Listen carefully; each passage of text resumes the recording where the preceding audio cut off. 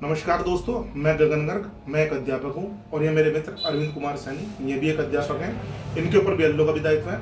हम आपके सामने एसआईआर फार्म में आने वाली समस्याओं के बारे में बात करने आए हैं। एसआईआर फार्म भरते समय मतदाताओं को जिन परेशानियों का सामना करना पड़ रहा है उसे दूर करने के लिए ही हमने एक परफॉर्मा निकाला है, जिसे हम आपके सामने भी भर के दिखाने जा रहे हैं ताकि आपकी सभी समस्याओं का निदान हो सके। आइए चलते हैं फार्म की तरफ।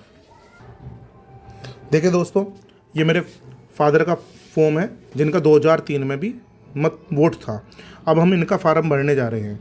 इनका फार्म भरते समय हम आपको कुछ इनके बारे में जानकारी देते चलेंगे ताकि आप इसे सही से भर सकें।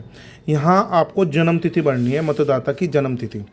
जो मतदाता की आधार कार्ड में अगर पुष्टि हुई हुई जन्म तिथि है, वरना हाई स्कूल की मार्कशीट से, और वरना जो आपकी पहचान पत्र में है वही जन्म तिथि, वरना अपने जन्म प्रमाण पत्र से। जैसे हमारे सारे डॉक्यूमेंट सही हैं तो हम अपनी आधार कार्ड से भी जन्म तिथि यहाँ पर भर सकते हैं। इसके बाद यहाँ आधार संख्या भरनी है। जो भी आधार संख्या हो आप इसे भर भी सकते हैं, ये नहीं है वैकल्पिक है, लेकिन अगर आधार संख्या है तो उसे भरनी जरूर चाहिए। इसके बाद आप अपना मोबाइल नंबर, जो भी आपका मोबाइल नंबर है आप उसे यहाँ भरें।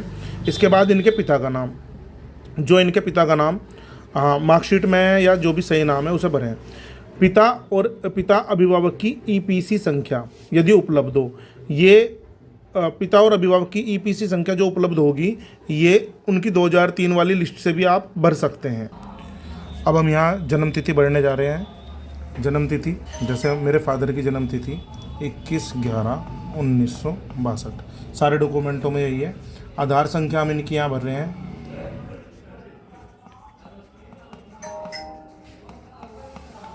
ये मोबाइल नंबर यहाँ हम भर देंगे। ये मेरा मोबाइल नंबर आ जाएगा यहाँ आगे। इनके फादर का नाम, क्योंकि इनके फादर अब इस दुनिया में नहीं है तो उनका हम ईपिक संख्या यहाँ नहीं भरेंगे। अगर किसी के फादर जीवित हों तो वो उनका ईपिक नंबर यहाँ भर सकते हैं। अब इनकी माताजी का नाम, इनकी माताजी का नाम है रवि देवी, वे भी अब इस दुनिया में नहीं है इसलिए उनकी भी ईपिक संख्या हम छोड़ देंगे। इनकी पति या पत्नी का नाम, इनकी पत्नी का नाम संगीता, मेरी मदर का नाम, और उनकी ईपिक संख्या हमारे पास मौजूद है। जो एसआईआर वाले फार्म आए उसके ऊपर भी ईपिक संख्या है, वहाँ से भी हम देख के ये ईपिक संख्या हमें, ये सारा ब्यौरा हमें 2025 का भरना है। ये 2025 का। अभी क्योंकि मेरे फादर का वोट 2003 में भी था तो अभी हम 2003 का विवरण उनका भरने जा रहे हैं, 2003 की वोटर लिस्ट से। 2003 में इनका नाम पवन कुमार,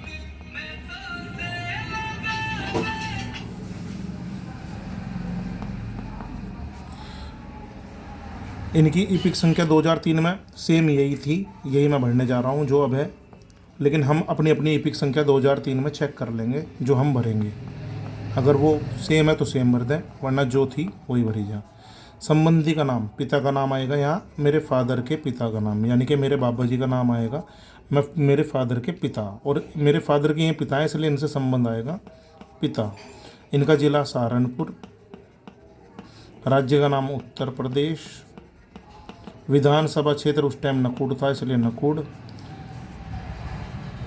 विधानसभा निर्वाचक क्षेत्र 397 था, भाग संख्या ये उस टाइम 146 थी, और क्रम संख्या 62 पे इनका वोट था इसलिए भर दिया। और यहाँ मैं इनका बेटा हूँ, वयस्क हूँ, इसलिए मैं यहाँ अपने साइन कर सकता हूँ। ये हमें ध्यान रखना है। यहाँ 2003 का ब्यौरा, यहाँ 2025 का ब्यौरा। अब ये हम वो आपको उनके बारे में बताने जा रहे हैं जिनका 2003 में वोट नहीं था। जैसे मेरा वोट 2003 में नहीं था, ये डिटेल वही भरी जाएगी 2025 के अकॉर्डिंग। जन्म तिथि, आधार नंबर, मोबाइल नंबर, चलो ये फादर का नाम, ये फादर का ईपिक नंबर, मेरे फादर का वर्तमान ईपिक नंबर जो है वो भरने जा रहा हूँ मैं यहाँ, क्योंकि मेरे फादर जीवित हैं। अगर किसी के फादर जीवित ना हो तो उनको ईपिक नंबर भरने की कोई ज़रूरत नहीं, और वैसे भी ये वैकल्पिक है, चाहे भरें या ना भरें, लेकिन अगर हो तो भर दें। ये मदर का नाम संगीता गर्ग, इनका ईपिक नंबर ये भर देंगे अगर मौजूद है। इसके बाद वाइफ का नाम, वाइफ का ईपिक नंबर, और ये 2003 की डिटेल। क्योंकि मेरा वोट नहीं था इसलिए मुझे इस कॉलम को नहीं भरना है, मुझे अपने फादर का या मदर का जो भी उस टाइम वोट था उसको भरना है। मेरे फादर का वोट 2003 में था तो उसकी डिटेल मैंने भरी, जो भी इसके अकॉर्डिंग मैंने भरी आपको दिखाई कि 2003 में मेरे फादर का वोट था, और इसके अकॉर्डिंग ही मैंने 2003 की मतदाता सूची से इस वाली डिटेल को भर दिया। यहाँ मेरे फादर का नाम, उनका ईपिक नंबर, उनके फादर का नाम, तो पिता सहारनपुर उत्तर प्रदेश, क्योंकि ये मेरे बाबा जी हैं तो इसलिए इनके पिता हैं, तो इनके यहाँ संबंध जो आएगा इनसे आएगा पिता। उत्तर प्रदेश नकुड़, ये निर्वाचन क्षेत्र की संख्या, ये भाग संख्या और यहाँ मेरे सिग्नेचर। और अब ये मैं समस्या हुआ है जो दूसरे जगह से हमारे यहाँ हमारी जो घर में बहुएँ आई हुई हैं या हमारी बहनें बेटियाँ कहीं अगर शादी करके गई हुई हैं तो उन्हें किस तरीके से फॉर्म भरना है, उनकी जन्मतिथि, उनका आधार नंबर, उनके पिता का नाम, ईपिक संख्या अगर मौजूद हो तो भर दें वरना कोई ज़रूरी नहीं है। माता का नाम अगर ईपिक संख्या उनकी उपलब्ध हो तो भर दें वरना नहीं। यहाँ उनके हस्बैंड का नाम, उनकी ईपिक संख्या, जैसे मेरी ईपिक संख्या है। इसके बाद ये तो 2025 के अकॉर्डिंग है, 2003 के अकॉर्डिंग हमें भरना है। उनके फादर का नाम आ गया, उनकी उस समय की 2003 में जो ईपिक संख्या थी वो, उनके पिता का नाम यानी कि इनके पिता का नाम, ये पिता, ये सहारनपुर, ये उत्तर प्रदेश, हड़ौदा 401 भाग संख्या, ये सब मैंने 2003 की इनकी निर्वाचन नामावली में से लिया।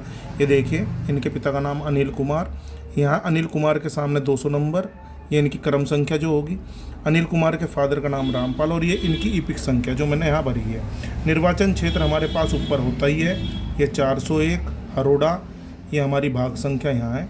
आशा करता हूँ आपको ये वीडियो अच्छे से समझ में आई होगी और हमने डिटेल से समझाने का प्रयास किया। धन्यवाद।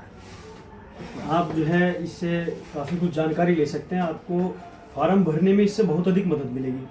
तो जितना भी हो सके अपने दोस्तों को इसे शेयर करें जिससे कि उन्हें भी इसका लाभ मिल सके। तो धन्यवाद।